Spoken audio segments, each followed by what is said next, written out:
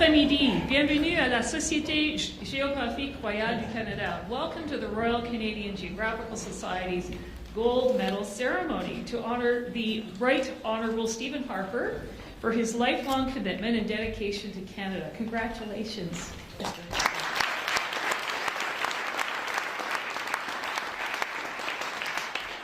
This ceremony is taking place on the occasion of the 20th anniversary of Mr. Harper's election as Prime Minister in 2006. Welcome back to Ottawa, and to you, Mrs. Harper, and your family. It's so good to have you back in Ottawa. We're really, really pleased. Et au très honorable Jean Chrétien, le 20e Premier ministre du Canada, nous sommes très touchés que vous avez accepté notre invitation de participer aujourd'hui pour démontrer votre amitié avec Mr. Harper. You guys are really good friends, we hear.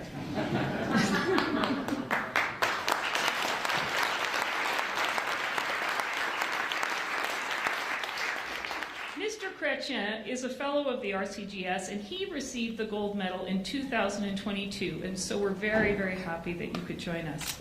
Thank you to Elder Claudette Commanda and the National Chief of the AFN, Cindy Woodhouse, for being with us, as well as many friends from the diplomatic community, and many current and former parliamentarians. I've seen many of you today. It's so great to have so many people from the Hill. And of course, our board president, the former Lieutenant Governor of Alberta, Lois Mitchell. Wonderful to see you. Lois is going to be presenting the gold medal in just a few minutes. And of course, many of our board members are here. Before we begin, I'd like to welcome everybody to the traditional unceded territory of the Anishinaabe Algonquin people. Our headquarters are at the confluence of three rivers, a spiritual place for Indigenous peoples since time immemorial. Nous remercions les peuples autochtones d'avoir partagé avec nous leur connaissance sur l'importance des rivières Ottawa, Gatineau et Rideau, qui constituent un lieu important pour notre cérémonie et notre conversation aujourd'hui. Donc, Chi Miigwech. We also have the Mayor of Ottawa here. Thank you for coming.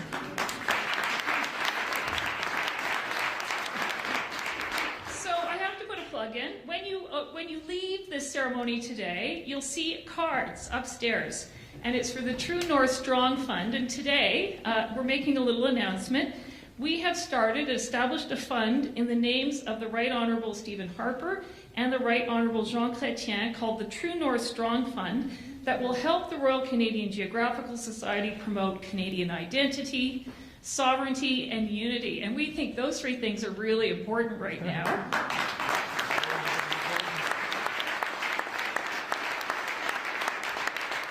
And thanks to some early donors, we've already received $30,000 for this fund. Pretty good. Thank you.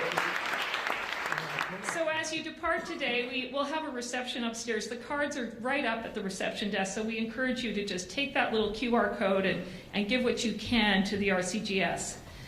So we are living at a time when we really need to bring the best minds of this country together for the betterment of the country. So in that spirit, please rise for the singing of God Save the King and O Canada.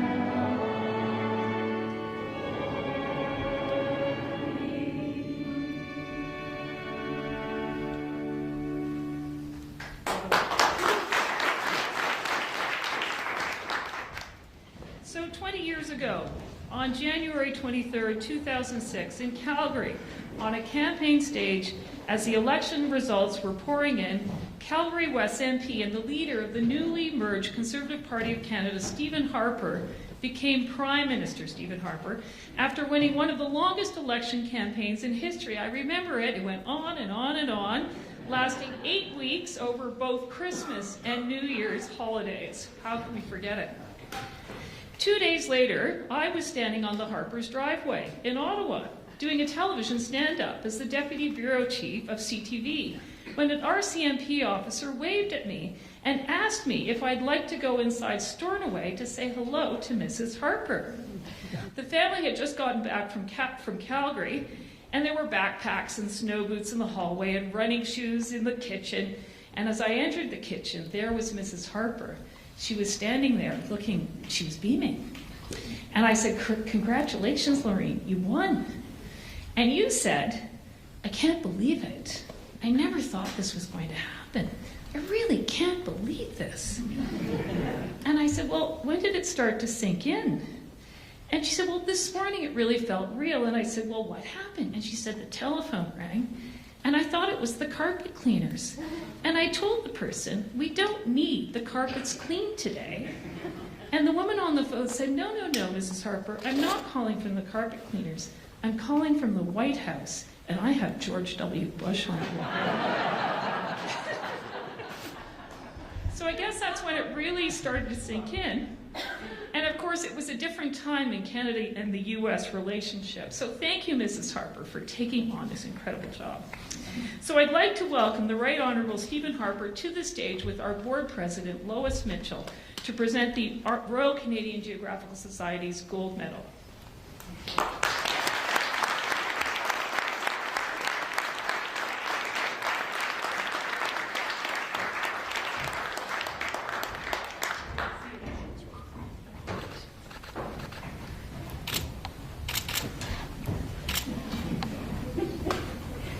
So I'm going to read from the citation. The Royal Canadian Geographical Society awards its gold medal to the Right Honourable Stephen J. Harper in recognition of his distinguished career in public service, including his tenure as the 22nd Prime Minister of Canada. Mr. Harper emphasized the importance of Arctic sovereignty to Canada. His government oversaw the creation of Canada's first urban national park in the Rouge Valley, protected Sable Island as a national park reserve. He expanded Nahanni National Park and created a new national park in the Northwest Territories. He's also credited with strengthening the Canadian economy through prudent management during the global financial crisis in 2008, and his steady work and focus helped to expand Canada's trade networks globally. For his exemplary leadership, the RCGS is honored to award the Right Honourable Stephen J. Harper with its highest honour, the Gold Medal.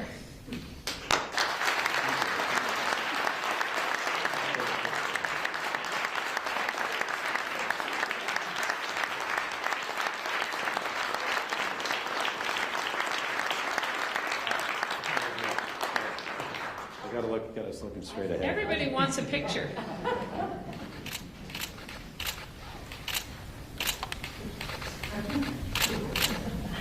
Great.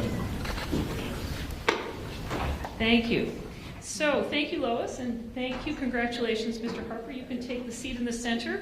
Je vous invite maintenant à accueillir avec moi sur scène le très honorable Jean Chrétien, 20e Premier Ministre du Canada. Joining Mr. Chrétien will be John Geiger, the CEO of the Royal Canadian Geographical Society, who will moderate a conversation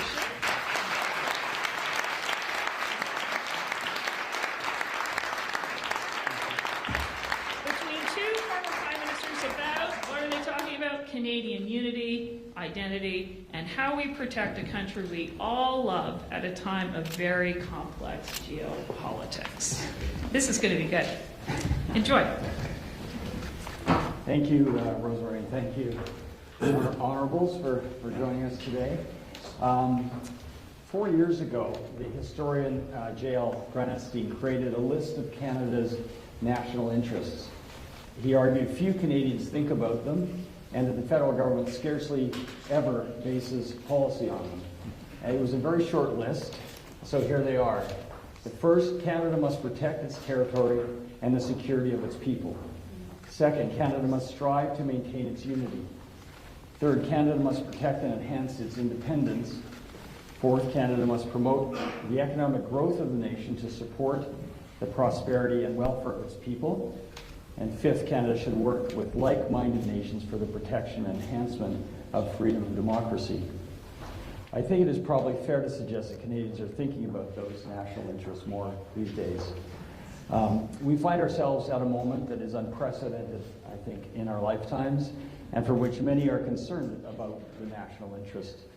So thank you both for being here, and Mr. Chrétien, particularly thank you for your presence, which is an honor to Mr. Harper. I would like to begin with a question for both of you as two Canadians who have devoted your careers to strengthening Canada. You both had a strong interest in the Arctic. Mr. Chrétien, from your time as Minister of Indian Affairs and Northern Development, and later driving the creation of major national parks in the north. And Mr. Harper, you had an Arctic policy that included a focus on, from our standpoint, focus on searching for the lost ships of the Franklin expedition, but as part of a broader use it or lose it northern sovereignty strategy. Yet when you look at our history, including recent history, I think it's fair to say Canada has failed to adequately defend its national interest in the Arctic. So why was the Arctic important to both of you? I wonder if you could just elaborate on your interest. First, I was a minister responsible for more than 6 years. Minister of Indian and Northern Affairs for more than 6 years. And I developed a great liking to go to the north. And I enjoyed very, very much. I went in all the places. And I knew about the history of the north because that land was not clearly in the hand of Canadians.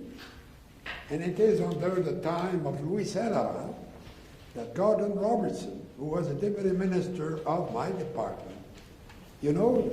started to move some Eskimo from northern Quebec to Grise Fjord to clearly establish the presence of the Canadian on the Ellesmere Island. And it is quite recent that it was challenged at that time by the Danish. And the move made by Mr. Saint Laurent led me to visit Grise Fjord. And I was the first minister to go there ever. And this week I received in my office the grandson of the mayor when I visited that in 1970, who had been the premier of Nunavut. So my connection with the North go far, and I'm happy that it's clearly Canadian. And now some people look at Canada and would like to take it over from us. But we stand on guard, don't worry.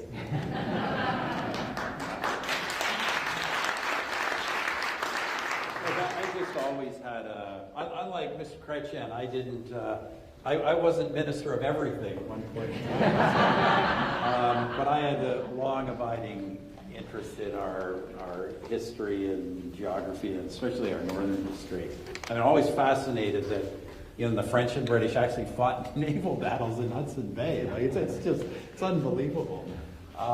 It's such a great part of Canada. So look, but my concerns were different. I think the reality is, in law, Canada took possession of those territories in 1870 and then 1880. But the reality is Canadian sovereign presence is extremely spotty, especially up until the 1950s. And even after that, we've kind of had periods of neglect. So, I believe that in the geopolitical circumstances I was taking office in, that there were long-line threats to the North were actually quite serious. I think I've been borne out in that regard. I didn't anticipate them being our southern neighbor.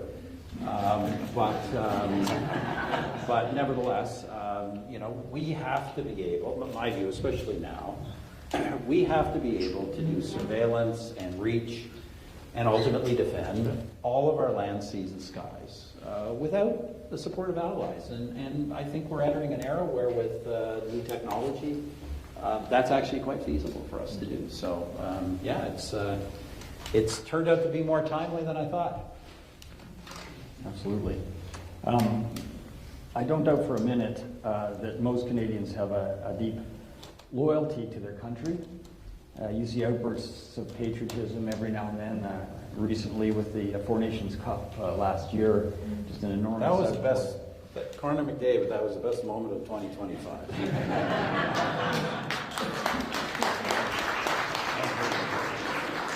Connor, hopefully we have If only a prime minister could do something like that. hopefully we'll have another Connor McDavid best moment in the next couple of weeks as Canada, of course, competes, Team Canada in the Olympics. But outside of sports, how do we reinvigorate a sense of Canadian patriotism, especially following years in which we were told that Canada is a country without a core identity, without a mainstream? How do we get Canadians excited about the country? Well, let me just tackle that one quickly. Look, we are living in an age. The one thing, I travel around the world in business now, still do a bit of politics. The one thing about this world, whether we like it or not, we are living in an age of nationalism everywhere. Revived nationalism. And there is no reason why this country should not be as nationalistic as anyone else. We have a lot to be proud of. It's a tremendous country. I think just about any person and almost anywhere in the world would love to be here, to have the circumstances of our country. We have a great history.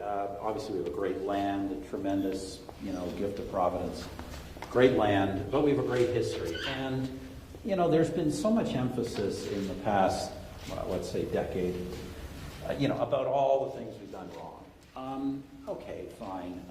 But look, all the things we've done wrong have been things that like the things we've done right, that we have built upon, corrected mistakes. And we've built, I think, quote, Mr. Chrétien, the best country in the world. So, let's be proud. And our pride doesn't have to be just, not liking Donald Trump. We should be proud of who we are as a people and as a nation.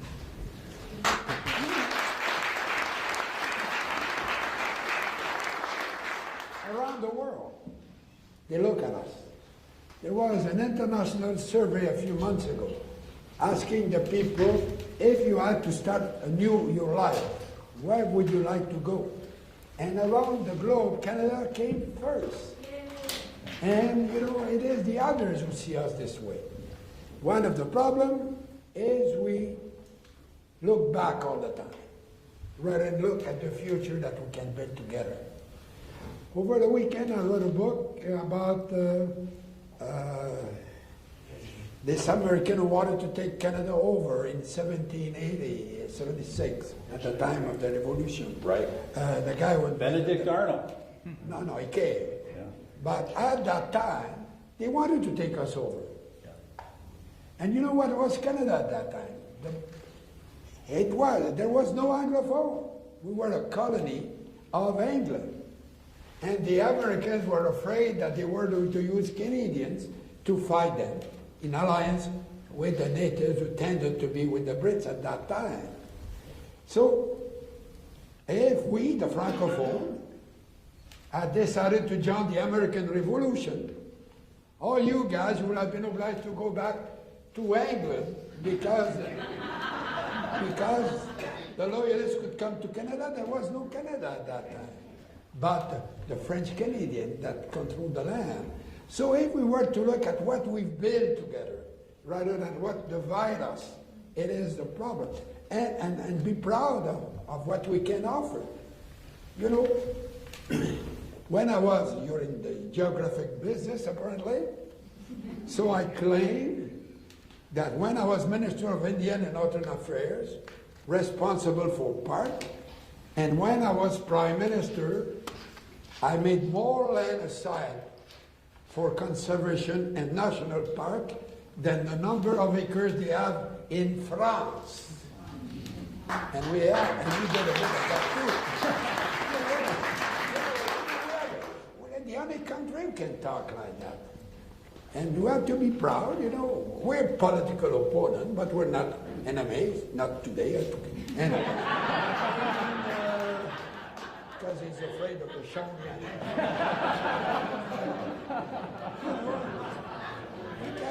No, but we have have lived something that is an example to the world. To have two official languages that, you know, we have treated the native better than the Americans. Not as well as we should have, but much better. We never sent the army to kill them. And we sent some missionaries who wanted to take them to heaven, and it was a controversy apparently. But, you know, and the French were here, and the Anglophone came, and now 50% of the population came from all the nations of the world. And they will never change, you know, their citizenship for anything else. And it's why everybody would give everything they have to have the privilege to come and share our so-called miseries. You know, Jean talked about the defense of Canada by French Canadians during the American Revolution.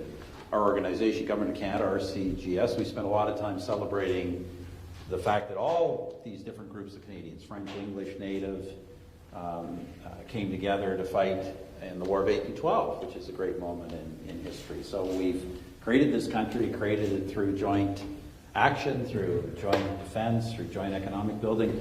But I would say that if I can, I got to get a dig in here. I would just say that the American Revolution, the War of 1812, are probably better examples of Canadian unity than the Plains of Abraham. So.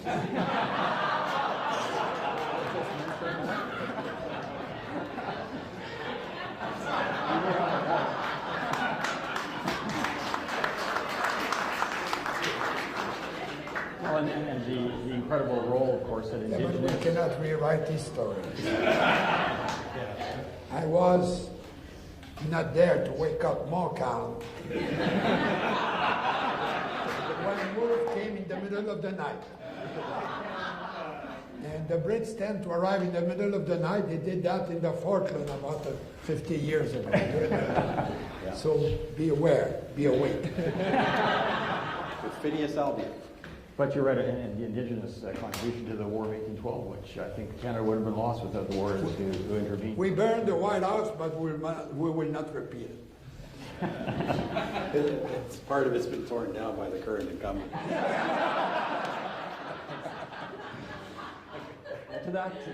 Riffing off that, Mr. Harper, the last time you were on our stage, you said that Canadian sovereignty must be preserved at any cost, and that the country must be prepared to make any sacrifice necessary to ensure we remain an independent country. I'm wondering if that analysis still stands. And yeah, absolutely. You know, I guess, you know, Jean has obviously his history as a Canadien Français. My ancestors came to this country in 1774, 1 year before the American Revolution. My great-great-great-great-grandfather led militia efforts in New Brunswick during both the Revolutionary War and the War of 1812 to fight for the crown. So it goes, for someone like me, it goes back a long way. Yeah, I think the countries, I love the United States, but I'm not an American. I think our country's different, worth preserving. You know, I don't want to suggest that, you know, we should go around kind of accepting unacceptable costs, but the fact of the matter is that the country's worth preserving, that I think there are costs that are going to have to be paid under the current circumstances to do that, but there's also enormous opportunities. It's not all cost. I mean, there's a lot we can do that we haven't done to make ourselves more competitive, more wealthy, more connected to the world, and this is an opportunity for us to take advantage of these circumstances. So let's do some nation building. Mr. Chrétien? You know, I'm not discouraged at all. I think that we're living a very important time in the world. It's a big shift. It is probably what I would call the beginning of the end of the American Empire. And it has to come. All the empires change. So now, you know, it's accelerating. But we are in a very good position because we have the land, we have, you know, the best educated people in the world. Do you know that? And we have the tolerance that is a great value. We have the sharing that does not exist in many other countries. We have less very, very rich people per capita, but less very, very poor people too in Canada. And we have the unity that we have to fight all the time about that. It's there and it will always be there. But we have managed quite well to survive, you know, and at this moment, our friend from the South has created a mood that a Canadian have never been so proud to be Canadian. You know, in my province of Quebec, it's still the same thing today. You know, the desire to have a referendum is very low in Quebec. Don't know what the hell is going on in Alberta. But I have to go there. I have 500 cousins. I can sign the petition. Any Tories did? I'm told I not. want an answer. I'm told not. Anyway, we're having fun. Canada will remain united, don't worry.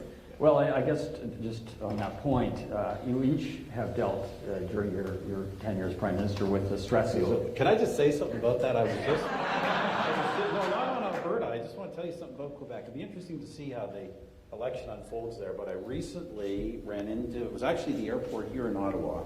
I won't name the name, but I ran into somebody who is a very, very prominent long-term separatist. And he was saying to me, we were chatting, what do you think, this is several months ago, Harper, about what Prime Minister, what President Trump's doing. And we chatted for a moment, and I ended by saying, I say, this is the reason why we have to stick together. And he lowered his voice and said to me, I think you're right. Well, and yet, You're right. at this very moment, We are right. this very moment, we're at the moment we need to be strong and united. We are once again facing forces that would seek to pull us apart. And I guess based on your experiences, Mr. Chrétien, with Quebec sovereignty and Mr. Harper with Western alienation, how do you think Canada can strengthen national unity? What can we do at this moment? Those of us who love the country, deeply invested in the future of the United Canada, what can we do to address that sentiment in those places? The problem is we don't know enough the history of Canada. I'm amazed by the ignorance of the people.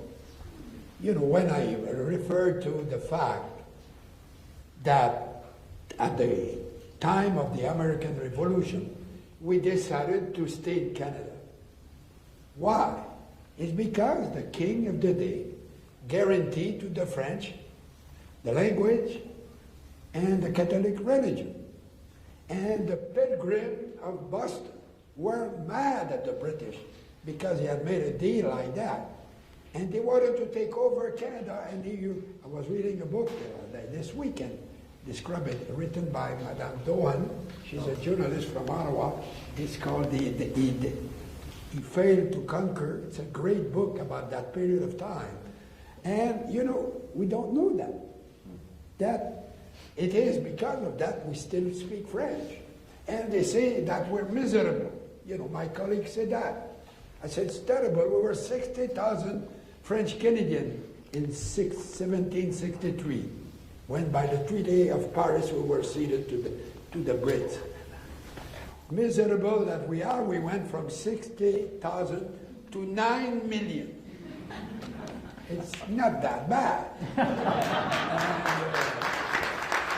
There's more people than in Belgium, in Switzerland, in Finland, in Sweden, in Norway, and anyway. Yeah, Canada is the second largest native francophone country in the world. And Montréal, la deuxième plus grande ville française dans le monde entier. C'est vrai, c'est vrai. So, Shawinigan, une ville unilingue, d'où je viens. never been to Shawinigan. It's one of the You're missing something. We have a beautiful museum there. The Chrétien Museum. Called Canada in the World. And that they talk about my career. No, they put my gifts are all displayed there. And there is a great section called Madame Aline. And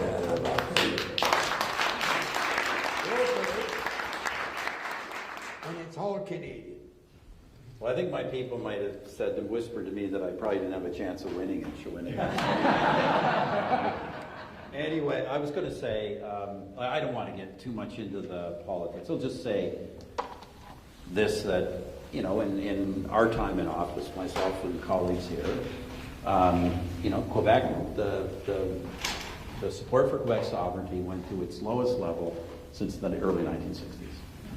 And support for Western separatism vanished completely. So, you know, look, there are people obviously in both parts of the country who think differently, but I think the reality is federal government manages this country right, puts the stress on unity and not on ideological tangents, and there's no reason why we can't pull the country together at this moment.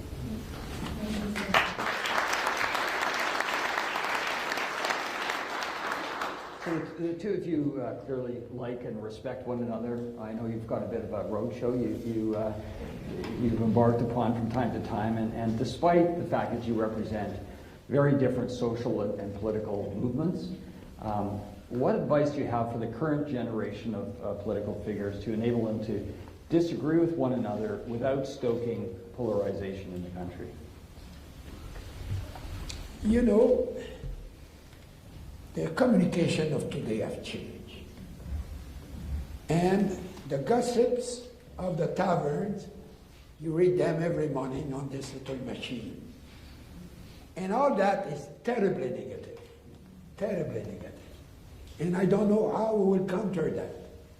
Because you have an article, and only the people who are negative. Very rarely you can read something under an article that refers to what is positive in the article. It's always what can be negative. And so that means that all the young people have that in their hands all the time, and looking at that stuff, a lot of time it was pure invention, lies, and nobody correct them. And that will have to be corrected, I don't know. But I lived the same situation in a way. When I was elected, Parliament, we had no TV, no radio, no nothing. It was a debating society. And there was a lot more, you know, now it's on TV. So it's dull. Because, you know, they read a text prepared by somebody else. The House of Commons, in my time, you had not the time to have notes. The right to have notes. If you could not speak up your mind, you could not talk. And if you lie, my God, Trump will be in trouble. If you lied in the House of Commons and you could not prove, you know, and then if somebody accused you of lying, if you cannot prove it, he was expelled of the House of Commons. And now these things, these values of what is the truth seem to be have disappeared. They all look with what attract attention, what is attractive for the media and the communication of today. And we'll have to overcome that. But we have overcome the arrival of radio, TV, the television in the house and all that. So eventually we'll find a solution. Probably I will not be there to find it. Yeah, look, I do think this is part of the challenge. We're entering a different age of communications, social media age. You know, we've gone through, I tell, you know, 175 years ago, or however long it was, 150 years ago, when Sir John A. Macdonald was going across the country, he was stumping. Like, he originally not even a train, a horse and buggy, went from town to town, got in a park, got a stump or a gazebo, and that's how he built a political campaign and built a political machine. And then we had the radio age, and we had the TV age, and we had the 24-hour news cycle, which happened in your time, and then social media was just really getting a whole momentum just near the end of my time. And it's changed everything, because it's a whole new mode of communications, and you know, it's a new challenge for a new generation to master that. And I agree. I think there's advantages, there's disadvantages. Look, I just think that somehow, you know, the next generation has to be able to combine mastery of the new modes of communication with the kind of mature lessons of political leadership. And, you know, I'd say one of those is, doesn't matter whether you're in government or opposition, You always need to be asking yourself, if it's a policy or in the case of opposition, if it's a statement, not just is it popular today, but how's it going to look for you in a month or a year or in 5 years' time? You can't be drawn into the moment of the X tweet. You've got to think longer term, and there are times, and you got to pick your battles, right? Whether you're government or opposition, there are times like now where you have to decide we're not going to fight about that. We'll fight about something. You always need to be fighting about something because the public needs to be given choices. But on big things like Canadian sovereignty, you need to work together. And there's times where the opposition needs to support the government, and the opposition needs to know that if it does that, the government is not going to exploit that to disadvantage the opposition. So there are times where you've got to use better judgment. No, I guess you voted for the Clarity Act, don't you? I did. I not only did, I put the first draft. You talked to me about it. I put the first draft of it in Parliament. I voted for it. Show a bit of humility. But on that, he was in the opposition. Yeah, I supported him. And he supported me, and there was some problem with that, probably for him, not for me, eventually. But it is something that nobody remembered. Now nobody talks about it. If you read it, it's not only a vote. The question has to be approved by Parliament of Canada. And if you want to separate, there is a series of steps that you have followed that are very complicated. So don't think that because one night there will be a vote, there will be a vote to go. There's a lot of steps that have to be followed before this thing happens. And it is because we decided that at that time. Why? Because some people were claiming that with one vote we will lose Canada. Remember that? I remember, I said, that makes no sense. One of my friends in Chorian would forget his glasses home, and I would not be a Canadian the day after, because he would have voted. And those who were telling that one vote was enough, I used to make the joke that, the NDP, I don't want to talk politics, it's a reality. Their name is an illegal name. They call themselves the New Democratic Party since 70 years. So it's not new at all. So it's false advertising. And they wanted to change their name one day at their annual meeting, and they failed. You know why? Because they didn't have 2/3 of the vote. So they were willing to let go the country for one vote and not get another name than an illegal name. They needed 2/3 of the vote. Just, relax. Canada is there for a long time. Nice. Thank you. So you're here today at Canada's Centre for Geography and Exploration, and soon the entire country will be witnessing an adventure of exploration at a level that no Canadian has ever previously achieved.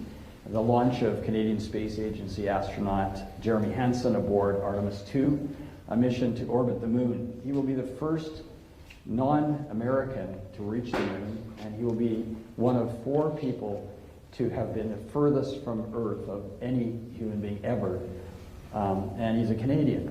And so obviously this is on a scale, you talk about Bernier and Stephenson and some of the great explorers of Canada's history, but this is on a level that's completely beyond anything that they achieved.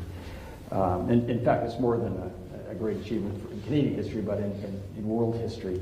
So Mr. Chrétien, you met John Glenn, and I just wonder if you have a message for Jeremy Hansen on the eve of this incredible moment. But you're very impressed when you meet a person like that. But it was something that was a great moment. When I was a young politician at that time, and I thought it was a great day. But it had been slow on that course, and now we're starting again to look at that to see if we cannot make more progress. Of course, science has made a lot of progress in the last 50 years and will make a lot more. But that will change a lot of our habits in life. You know, we discussed some of the progress we made that some kind cause problem. But to go to the moon is still very extraordinary, and to have a Canadian on the moon, it would be a great day for us. Harper. Yeah, I can only agree. I think we were all, I think of the moment, Chris Hadfield's, time on the space station, and I think one of the greatest music videos of all time. Chris Hadfield's. You say that as a musician? Yeah, that's from outer space. So, power to him, represent us. Just make sure that while you're up there, and I'm sure it's a joint mission that Trump hasn't taken the Canadian flag down, put up the US flag. Make sure we got our flag there. It's so far so good. looks great. So, Prime Ministers, you have developed a genuine friendship over the past decade. And I think I speak for many Canadians when I say that when you are on stage together, you give hope to the idea that we have a lot more in common than we disagree on. You show that there is a better way, and so thank you for your leadership of this great country, and thank you for your inspiring example today. Ladies and gentlemen, I would like to invite you now to all join us for a reception upstairs in the main gallery, and I hope you will take along one of those RCGS True North Strong donation cards when you do. So thank you, gentlemen, very much. Thank you very much.